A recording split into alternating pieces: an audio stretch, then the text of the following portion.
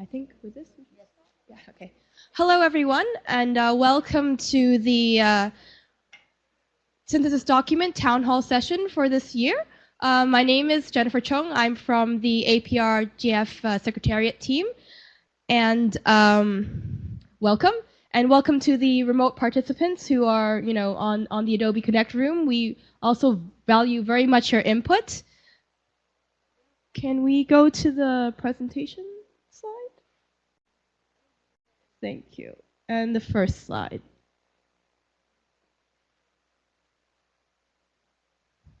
Next slide, please. Oh.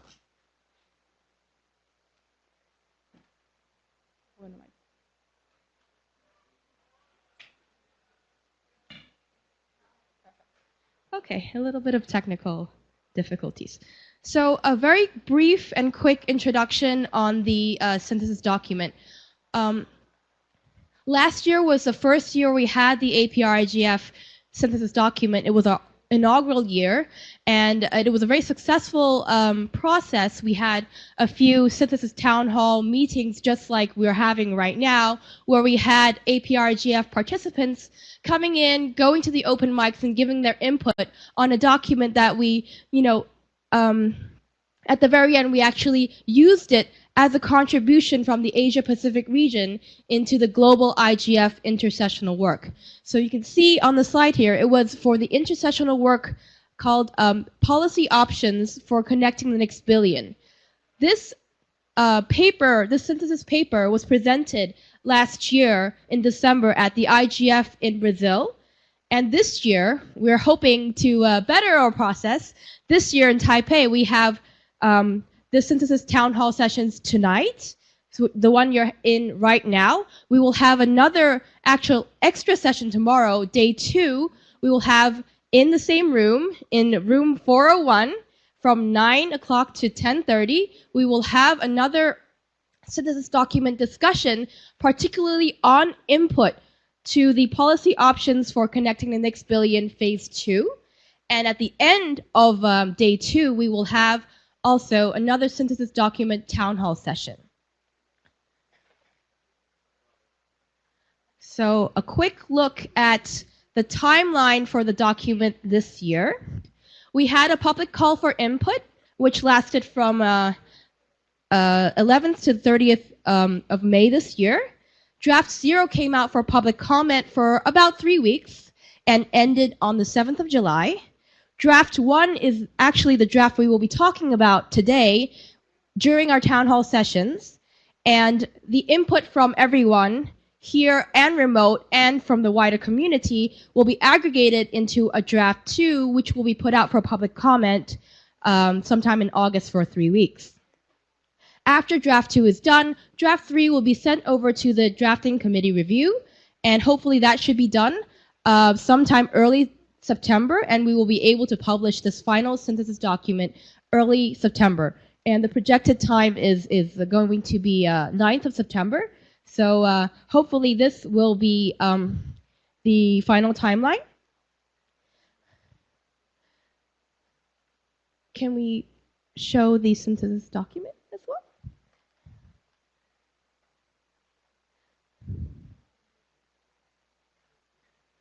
So with this, I'd like to introduce to you our co-moderators for this town hall session.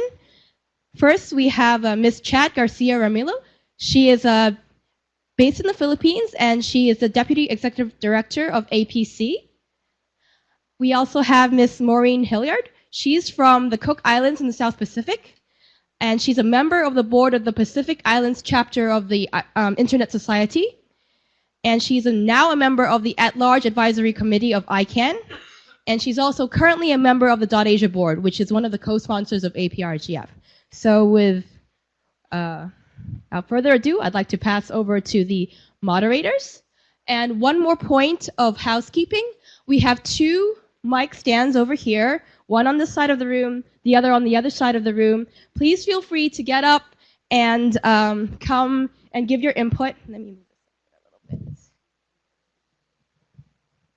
And when we have remote participants, please also indicate so we can also hear from them as well. Good afternoon. we have the easiest job here. Actually, we'll sit here and we'll say yes, please speak, yes, please speak. And that's what the only thing the only job we need to do is to ask you please to come and participate. So this is your opportunity to really come and talk about issues. So this session is really for us to talk about all the issues that you feel are important and you like to be included in the synthesis document. So that's just the main purpose for this meeting. So it's either things that you've looked at or discussed in your sessions today, or your issues that your organizations and yourselves would like to see in the document. Yeah, Reem? Hi, everyone.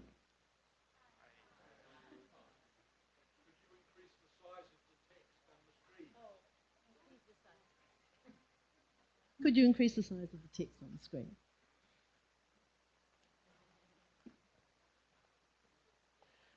A little technical issue, which we will sort out.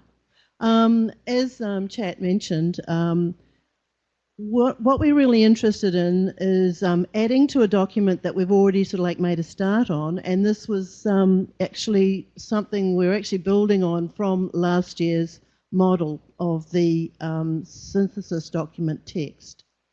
If you can, we've given you the link, haven't we? But if you can get into that document, you will actually see that we've already made a start on it by including a lot of the text that has come from the presentations that are being made in the program that we've got over these few days. So it's sort of like quite important for us to actually get some feedback from you. We need to know, like, what have you heard while you've been, while you've been to these sessions that has actually been something that you think is really important and something that we need to include into this document, which is actually a document that we would like to present, perhaps at the next IGF or some similar event where we can actually sort of like really sort of like promote the sorts of issues that are of concern to Asia Pacific. So if anyone's got anything that they would like to say, please do, please come to the mic, or if you want to stay in your seat, we'll give you our mic. Is there anyone who's got? Oh, Wanawit. Oh, thank you, Wanawit. Like to keep the ball rolling from here, yeah. So Wanawit Akbutra from Thailand. So from the GACS, I think is that how you call chapters, right? 33, you talk about universalities. In fact, in terms of Asia Pacific, what the issue we're looking at is internationalized on domain names, which means that there are a lot of people do not know English characters, or in the internet they might call ASCII.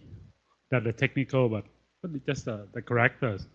There are a lot of us that do not use the Romanized or ASCII or whatever you call the English. They don't understand, like Thai people, and they don't even know how to call the ministry office. And we talk about the e-government. How could they know that? We have an example. Ministry of Finance is MOF. And market for farmer that every farmer have to use is also MOF. The difference is mof.go.th and mof.or.th. How the hell on earth the people will know? It's impossible. But if you ask them in local language, they know exactly the abbreviation. And that are the issues. I can make it enable. It's the role of communities to understand. I've been talking to several people. They said why they need to have the Thai versions of the domain names. Or email, like my name can spell 10 ways. So how could they know? And yesterday I just found out that I have one Taiwanese friend, and I call her Karen to her boss. and her boss don't even know who she is until I show the name card and he saw the Chinese character names. Then he recognized. So I just realized that it not only happened to the Thai people, but it also to the others. So the IDN is also related to the email, not only the domain. And the IGF have been talked a lot about this electronic identity, and the theme today is we link from the physical space to the cyberspace, and I do hope that the physical space also relate to the human being who actually stand in that physical space, that how he transformed himself into the cyberspace and is identical. Thank you.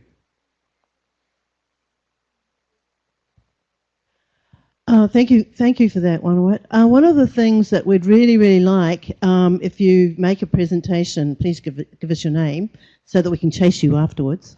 But we would like, if you could just write a brief summary of what you said, so that we can give it to us and send it to us.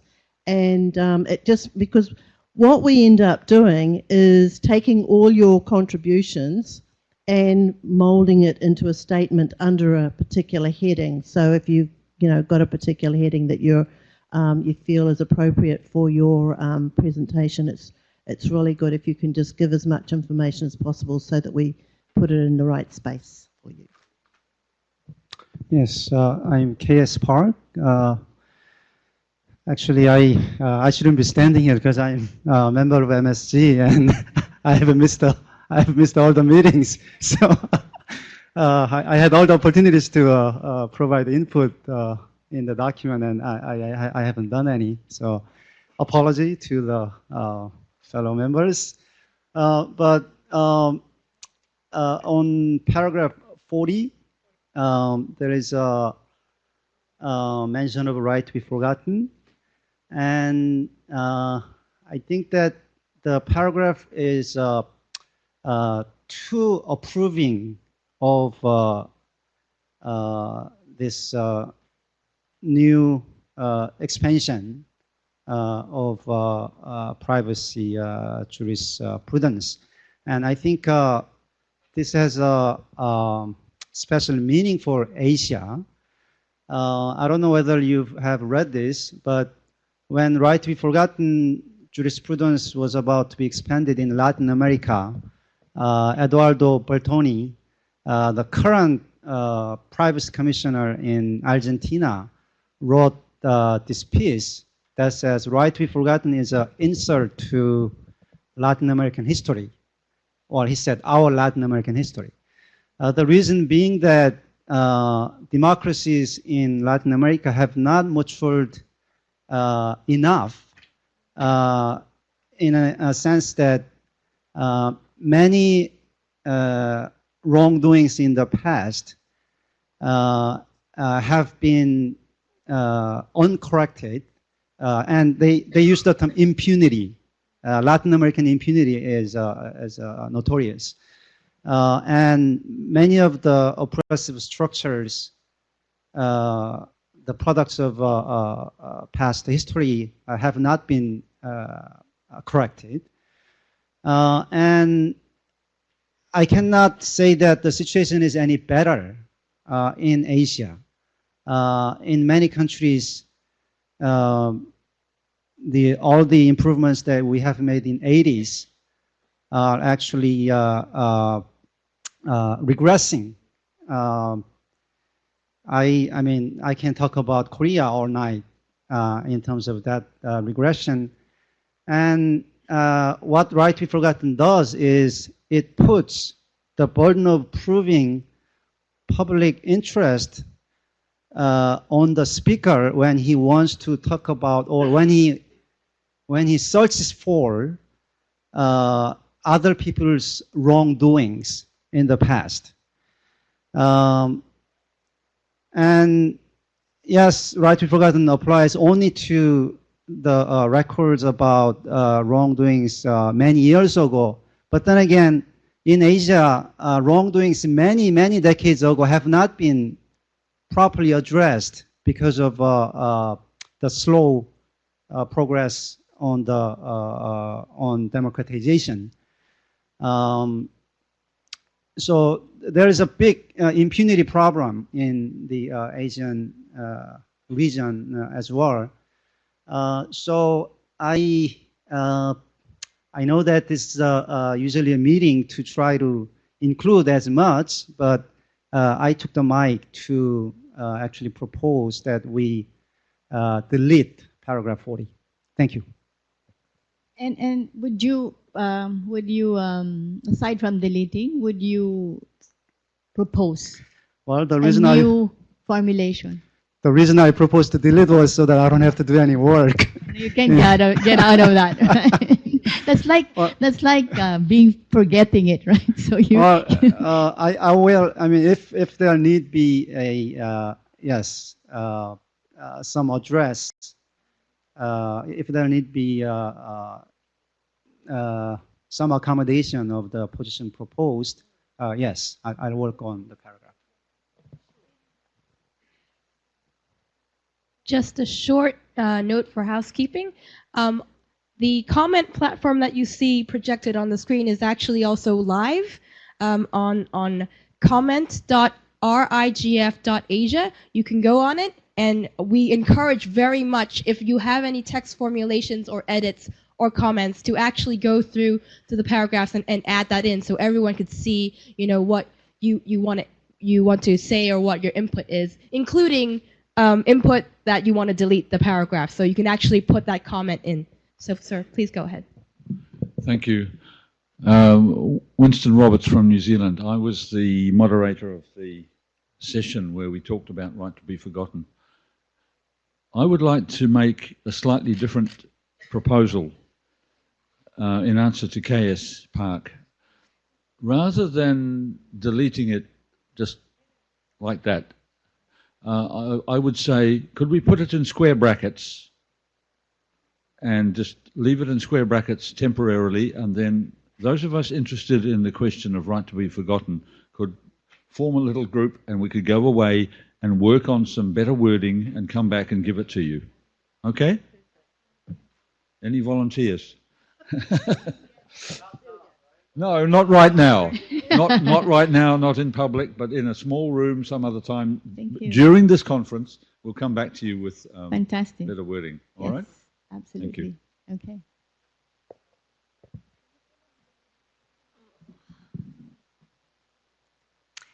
Hi, I'm Gonala Astbrink from Australia, GSA Infocom, and I'm also on the MSG. So I'm going to make a few comments. First of all, it's really encouraging to see that the theme of this year's APR-IGF, merging physical space with cyberspace, is actually working when it comes to the sessions, some of the sessions today. For example, the one that I just attended on the right of association, freedom of expression, right to protest.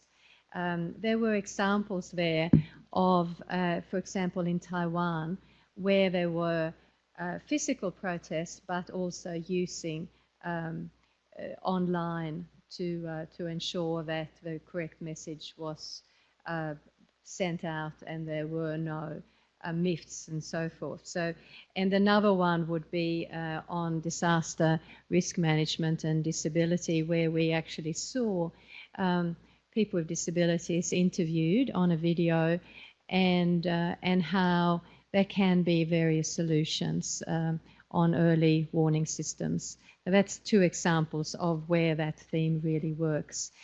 I wanted to mention that today there's been a very strong participation by women, and I don't see that particularly mentioned in the synthesis document, and it would be good to maybe include it maybe in the introduction, mention some of the work done by APC, the Association of Progressive Communications, in association with the APR-IGF. Also, I think when it comes to human rights, we have a lot of sessions on human rights. It's very hard to just list everything, but if maybe we can pull out some more things that will be covered in the next couple of days, certainly disability and the right to accessibility would be one. And I'm sure there will be others that come up over the next couple of days. So they're my general comments. Thank you.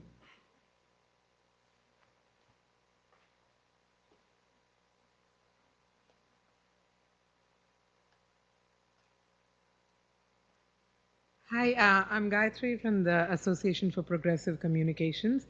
My comment relates to Section 39 and also to add another aspect. In Section 39, we're looking at internet blocks. But also, when we're talking about internet blocks, I think the focus is very much on freedom of expression, whereas there's a whole other angle of freedom of assembly and association that gets impacted. It's Article 19, but also it would be Article 20 and 21, Article 21 as well. That's one comment I have in relation to internet blocks, but the other point is also it would perhaps be interesting to make a concrete suggestion on the need to assess if network shutdowns and internet blocks are the right way to go forward in a situation, and to impress upon states the need to apply international standards when imposing these blocks beyond Article 19 alone. That's one comment. The second comment is relating to right to information. It would be interesting to also include a section on right to information, especially on proactive disclosure, and also to promote the need to use internet platforms for obtaining information from state agencies, because right now, to a great extent, right to information in many states is being followed through physical requests. How to encourage states to allow digital platforms to make those requests for information. I think these two would be important to include there. Thank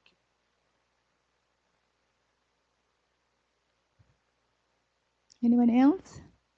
Please, yes. Yes.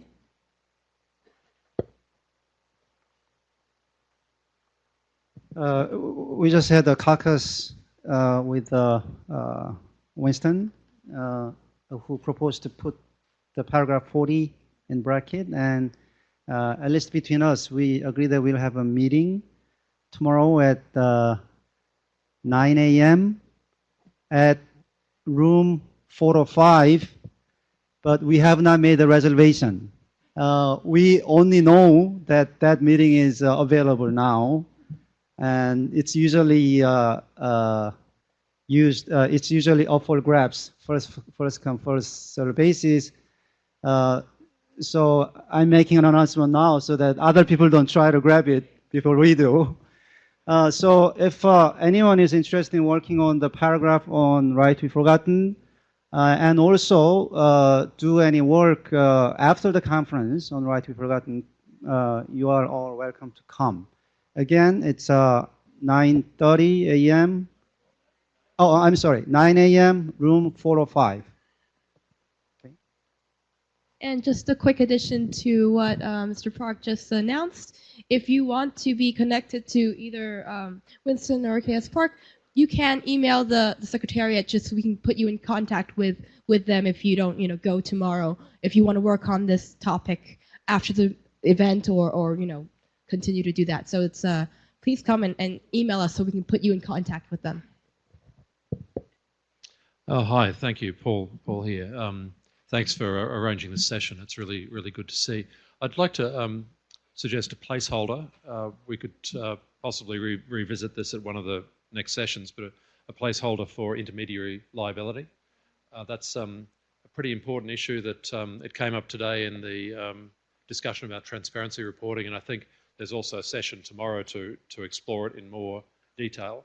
But I've got a particular fondness for that topic. There's a document called the Manila Principles for Intermediary Liability. So that's something that was produced last year in our region as a very collaborative effort of a lot of people who got together and articulated this very good set of principles for intermediary liability. And I think they deserve some more recognition. They're a very good example, actually, again, I like them because they're a very good example of the intersection of interests between the technical community, service community, and the end users and rights groups and so on. So I'd like to see some prominence given to that. Thanks.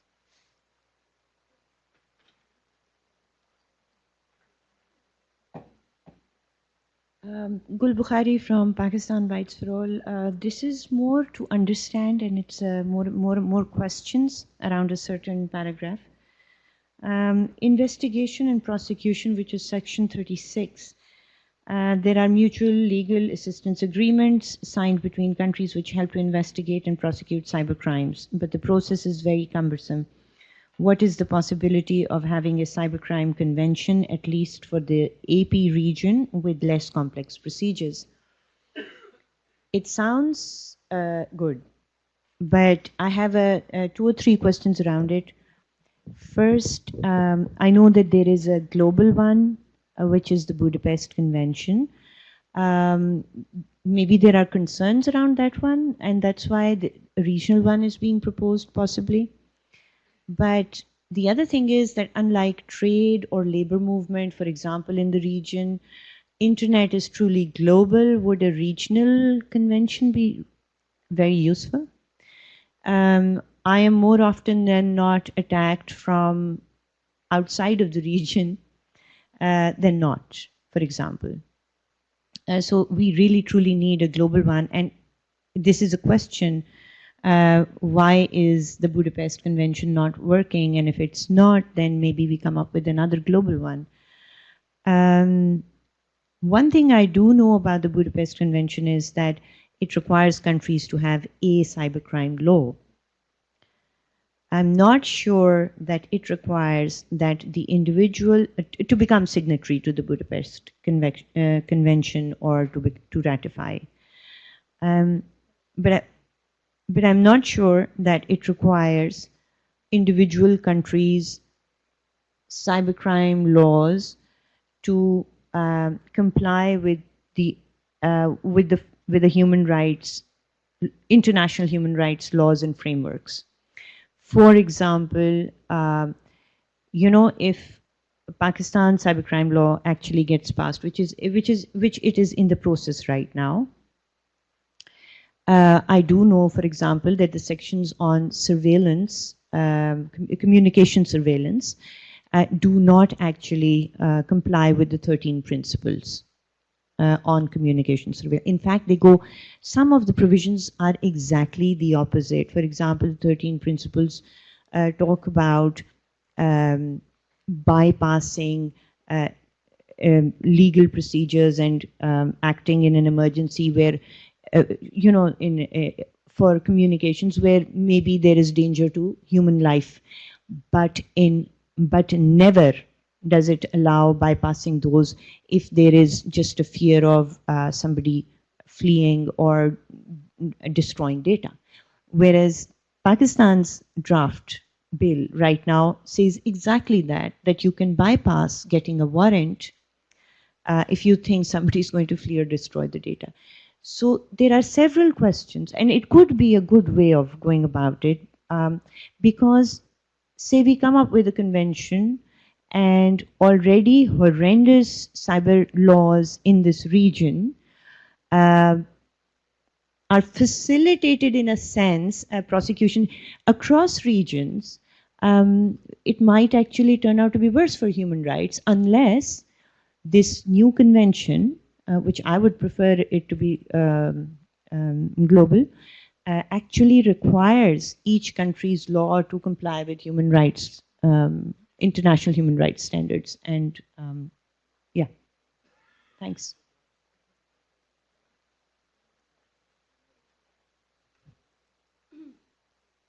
Okay, sorry.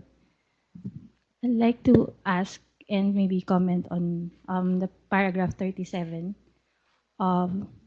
Sorry, Nika from the Philippines. I'd like to ask, what's the reason why we have, or what's the rationale why we have the paragraph number 37, where in draft 0 we don't have this particular section, just to understand what's the what is the rationale? Yeah. So just a quick explanation of why there's new content in draft 1 as opposed to draft 0. Draft 0 was opened for public comment, so all the comments and input we received during that public comment was synthesized into draft 1. So you may see some text in draft 1 that you didn't see in draft 0 before. And also we received some input from the drafting committee, so that also got reflected into draft 1. So that's just a brief explanation of why the two drafts might be a bit different. Because I'd like to frame it in a more positive way. Yeah, because I think this is like just focusing on privacy, no? So if we want to focus on culture or cultural development, maybe we can just frame it in a rights framework, no? So if this is like respect to cultural differences, maybe I'm thinking of just scrapping it and let me just, I have a, maybe can be right to participate in the cultural life or about cultural development or something like that. I will try to give an alternative text to it, but right now is it, we can't delete it, no? We can. What we'll do is, if you have an alternative text, please add it in here. And what we'll do is we'll add both. And then what happens is that everybody else will have another chat about it tomorrow. Yeah. Okay. And, yeah. All right. But please do, because there is obviously things in here that are going to be removed because they've been one person's thoughts at the time, and they've just put them in, which we've been happy to receive. And so, we will, amending it's great. Okay, thank you. And as we said, we could also suggest the headings, additional headings. So I think the document will see this change, no? Okay.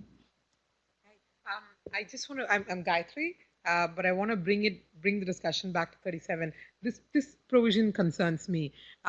We need to be, this whole argument about cultural specificities has been, we've discussed about it for several years now, right?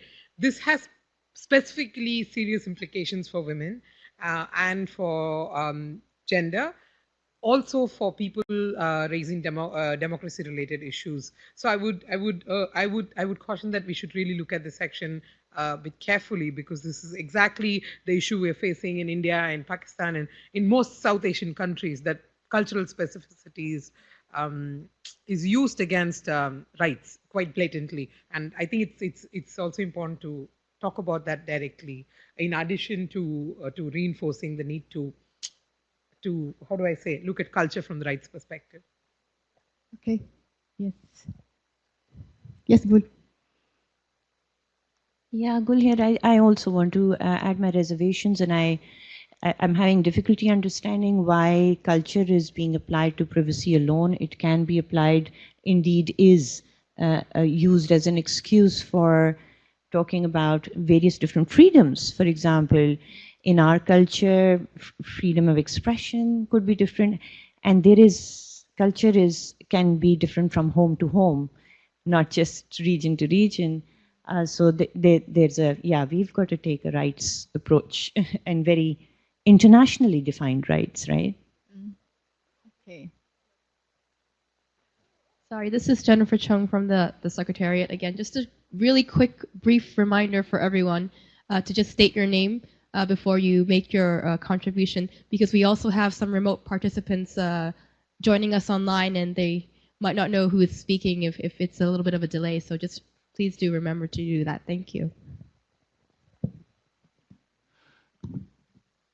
Thanks. Winston Roberts again.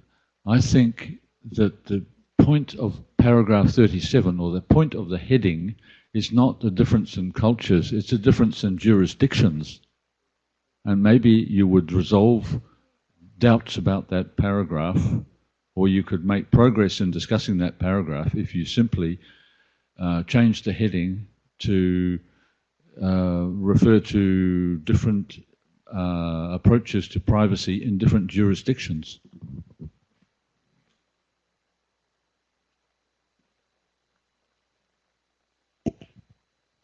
I think that we're sort of like starting to gather a little group there who might want to focus on this this particular issue. So over the next few days, if you can get us something that actually addresses and probably addresses what Winston that's actually mentioned as well.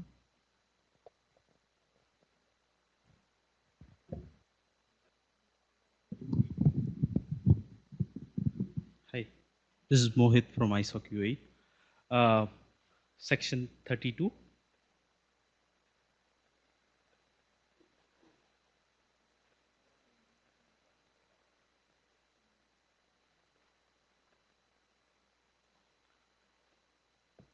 I think it's not refreshed. Can you refresh it? Because I just made a comment on that.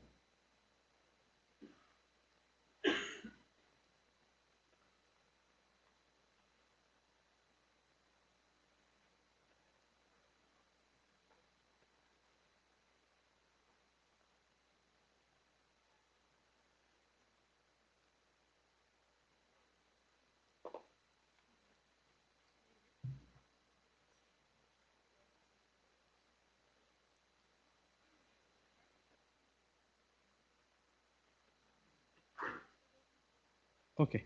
Anyway, I mean, we had a interesting workshop today on this topic. Yeah. Okay. So we had an interesting workshop today on this topic about the impact of recently agreed international treaties like TPP and others which are developing in the Asia Pacific region particularly. So there has been some deficiencies in this treaties, particularly when it comes to cross-border data flow. So there has been some, while it's been generally agreed that it's advantageous for the internet in general to have these treaties, but also there should be mechanism which should be inbuilt into these treaties that ensure that all the parties have a level playing field when it comes to enhancing their digital economies, which is currently missing in these treaties. So, there should be increased focus and there should be increased advocacies when it comes to, including those mechanisms. And there should be an inbuilt transparency when such treaties has been agreed upon. So that's something which governments need to address. And also it should have a mechanism which offsets the advantages what data localization provides. So while we are agreeing that there is a data flow which happens, so essentially it's advantageous to some of the countries, but it should not be at the cost of the advantages which data localization like development of resources, technology development and other aspects which it provides. So yeah, that's my comment. Thank you. Anything else? We have 5 more minutes and maybe a little bit more if there's other comments. Thank you. Hello, my name's Arvin Z. Reyes. I am from the Philippines. I'm part of the YIGF. The issue I'd like to bring up right now is internet speed in my country. Because currently in my country there is a kind of a duopoly happening because companies PLDT and Globe are blocking other companies from entering the market.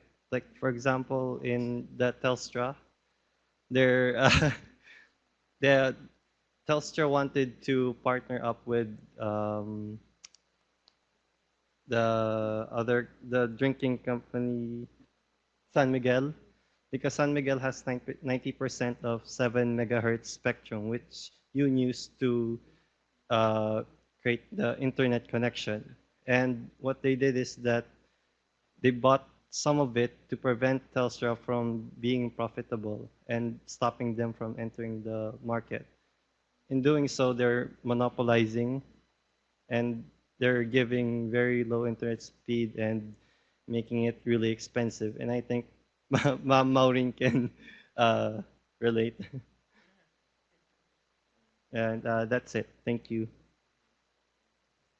Yeah, maybe in relation to that, there could be a section around access, universal access, perhaps, no, where we can have a placeholder to look at different issues that can have a guideline around, bring in the issues around access. Okay, this is Zakir from Pakistan. Just to add to what this gentleman just mentioned, the spectrum issue, I think we can maybe put that under the heading, the point 34, cyber connectivity, because that directly relates to access and something.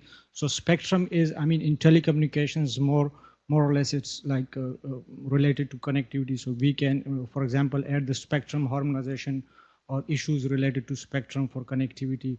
We can add that to it. Again, one more proposal that I have is for point 34 or 39, we should add the issue of net neutrality as well, because that is something that is budding within the Asia Pacific region, particularly Asia, South Asia, India, Pakistan, Bangladesh, and neutral, Nepal. Telecommunication operators and ISPs have been practicing it, and the communities don't know what exactly is their right in terms of open access and neutral access to internet and to content. There have been instances of civil society organizations challenging it in India, but some of the biggest markets within Asia Pacific communities still don't know. So we should actually add net neutrality to this heading as well, and then explain it here. Thank you.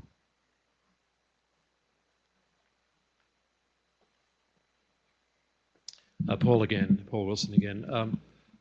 I'd just like to suggest another placeholder for capacity building. I think capacity building is the justification for the Asia Pacific Regional IGF. This is about bringing people together and bringing up the level of knowledge and interchange and networking. It could be training and education. It could be opportunity for access to information and other people. This is all about capacity building, and I think behind the issues that we're dealing with in many, possibly all of the sessions is the need for capacity building in bringing people in to have a better access to training and education and information and participation. We talk about participation a lot, but people need the capacity to participate. And I just suspect that is something, a theme that we could draw out of many of the sessions, even if it's not explicitly named, and really point out that that's a huge issue for us in this region with half of the world's population, with the vast majority of the world's internet growth to come, which will be happening here. And I think our capacity to deal with that is something for this event to really look into. Thanks.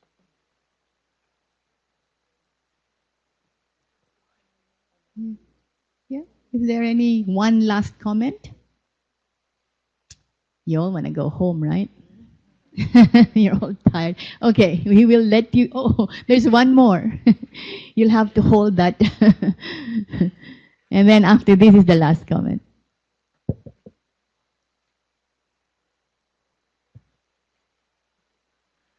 Just the procedural issues. I think, do we need to comment the placeholder? Or the committee will look at, if there are no comment, it's mean consensus? What are the model you work? Because I never see 37 placeholder and you have 2 days. I think you better work with me, because it's almost mission impossible to reach the consensus with 37 placeholder like this. So how we gonna do? What is the model? What is the way? And is that a consensus base, or is that a full consensus base, or voting, or to get the synthetic document out? So this is Jennifer Chung from the Secretariat again. That is a very good question, and that is also why we have the drafting committee, and the Secretariat will be assisting in synthesizing all this input.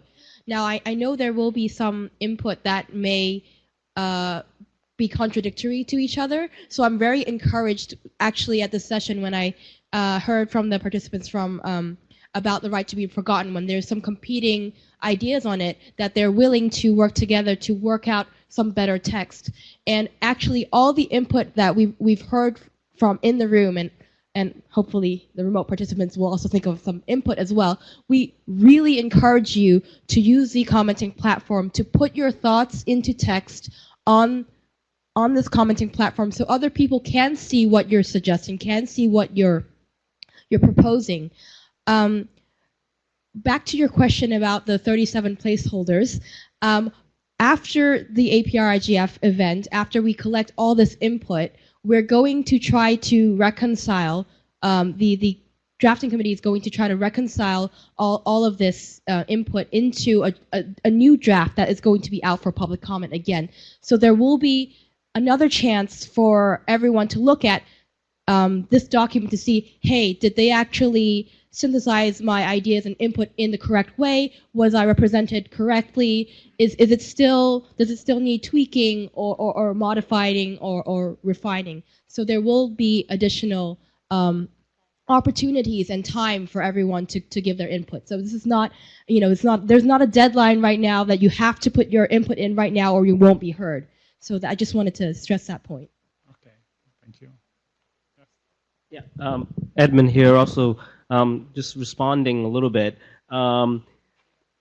As Jen said, we learned actually last year that the few days here is not enough for us to really pull the consensus together, and therefore there's an extended public comment process, which hopefully we engage everyone here, which continue to keep an eye on the outcome of the document.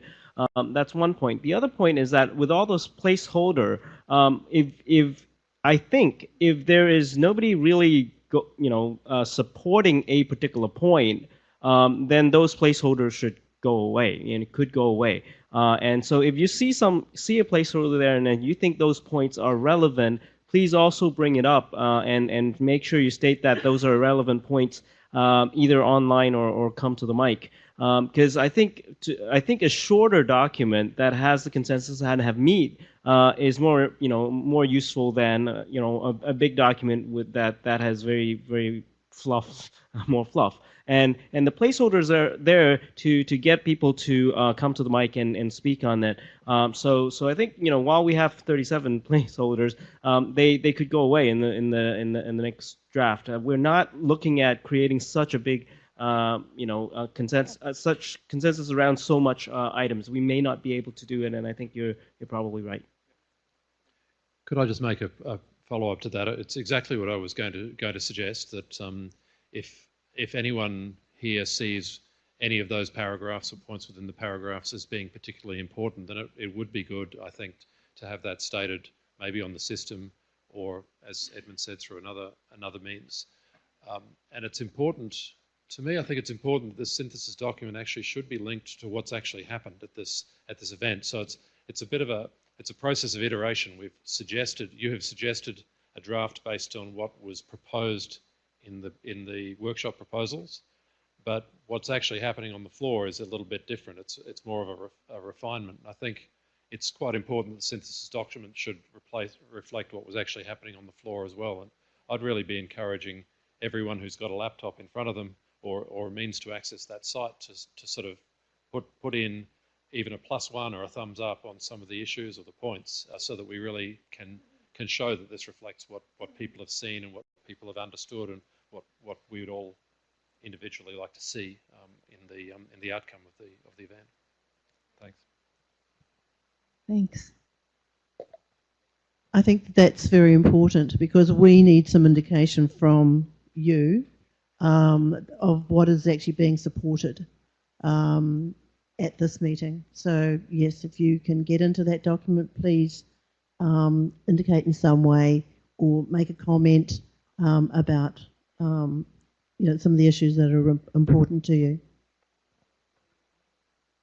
Okay, so if there are no other points, shall we close? So just a few reminders, actually, besides going on the platform and putting your input. We do have a new session that we have the first session tomorrow, which is in this room, room 401, from 9 o'clock to 10:30, and we will be talking about part of the synthesis document, specifically the part that will be used as input into the global IGF. There will be 9 guiding questions for all of you to consider. So I really encourage everyone to take a look at that new session, take a look at the overview, and come ready for your, thoughts, your inputs, your comments. And then at the end of tomorrow, the end of day 2, we will have another synthesis document town hall session, and that will be in room 402. So 402 would be from 5:30 to 6:15. Hopefully we'll begin on time tomorrow, so we have sufficient time for everyone to give their input in person. And don't forget, you can also do that online. So if you feel like tonight, you thought about it a little bit, you want to put in some input or some text, please do feel free to do this. The commenting platform will be open the entire APR IGF. So even if you're in a workshop and you hear something that's really important that you think that should definitely be captured in this document, please do go on this platform and give your input. Thank you so much, and sorry we've taken 7 more minutes of your time, but I do note that we started late. So thank you everyone, and have a great evening.